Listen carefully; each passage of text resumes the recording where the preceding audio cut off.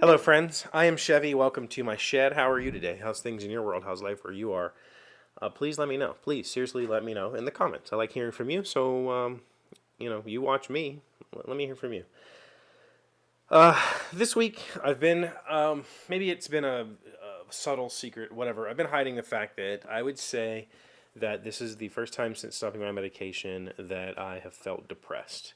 And to get you caught up, in case you didn't know, I took Lexapro, which is an SSRI that is given for anxiety and depression. I took it for 3 or 4 years. I'm not exactly quite sure how long I was on it. I think it was only 3 years, but it might have been 4.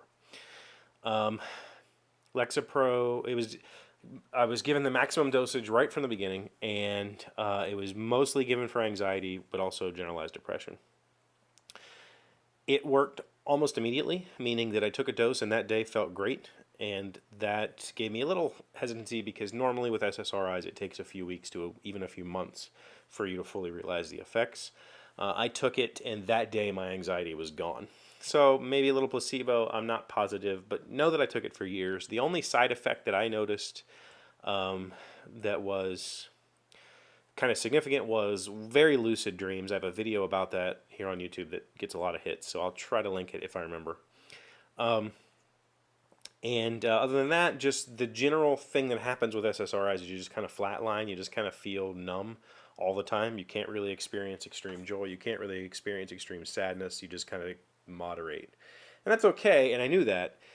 And that's the reason why I decided to stop it. I stopped taking it last September. And I've had no ill effects.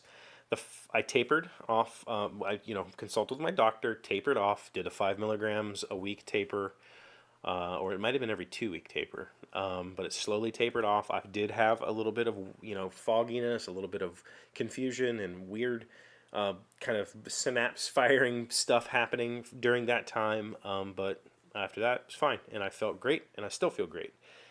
So, that being said, for about the past 7 to 10 days, I've felt really numb again. And it might not even be depression. It feels a lot like depression to me right now, but looking back, it also could be my Epstein-Barr, my adult mono, as it's called. I've also been extremely exhausted. So not only have I felt that numbness, that kind of flatline, just and I have had no excitement about any of my hobbies or doing anything that I want to do. I haven't really felt like doing anything other than just kind of curling up in bed. But it also could be the mono. The tiredness has been extreme. So I'm not positive, but I just wanted to let you know, because I know that some of you are keeping track of how I've done with these SSRIs, how they have affected me after taking them for years and then tapering off of them. So this is just another entry in that catalog of how Chevee's doing without the medication. Overall, I feel great. And today I feel pretty okay. I don't have the tiredness, so that kind of leans me towards maybe it was that Epstein-Barr. But it probably was a little bit of both, to be truthful. It probably was a lot of other factors along with the exhaustion from the Epstein-Barr. Because I have gone through some stuff this week. I have had to deal with the fact that I'm not seeing my children very often. I'm not Keely's not staying here with me. She hasn't in almost a month, and I had to sign. We started the whole paperwork process to sort out our parenting plan and all that sort of stuff. And financially, I'm not stable yet, and I'm working on that. And I'm trying to find a new vehicle because mine is garbage. And there's a whole lot going on in my world right now that is worrisome, but there's also a whole lot going on in my world right now that's amazing. I have an amazing girlfriend by my side who is just unbelievable for me and just so supportive. It's ridiculous. And she lets me sulk when I need to sulk, and she lifts me up when I need lifted up, and that's exactly what I need. So, overall, my world right now is pretty stable. It's pretty good. I feel good about it. And so, take it, however you will. I'm not sure what your view on antidepressants are. specifically SSRIs. There is a large group of people who believe that SSRIs are like the worst thing you could possibly put in your body. Altering brain chemistry is extremely dangerous, that sort of thing.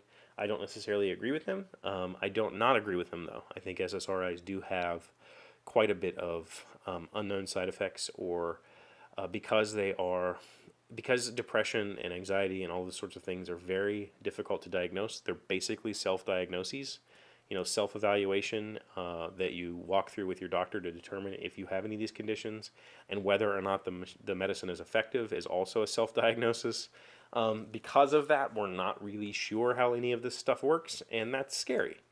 And much like any mind-altering substance, it can be detrimental to your life. I choose not to drink. I choose not to do drugs. I choose not to, alter my brain that way because I don't like the way it makes me feel. And the truth is, SSRIs altered my brain chemistry. The SSRIs made me feel differently than I normally feel.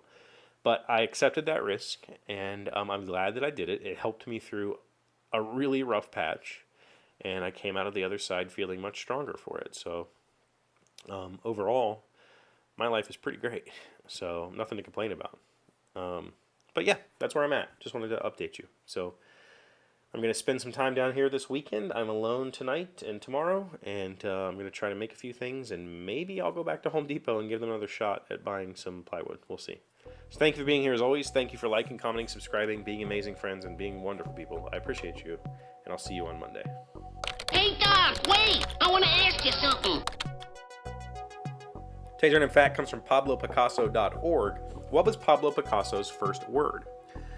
It's like Picasso was born an artist. His first word was piz, sort of a lapis in the Spanish word for pencil.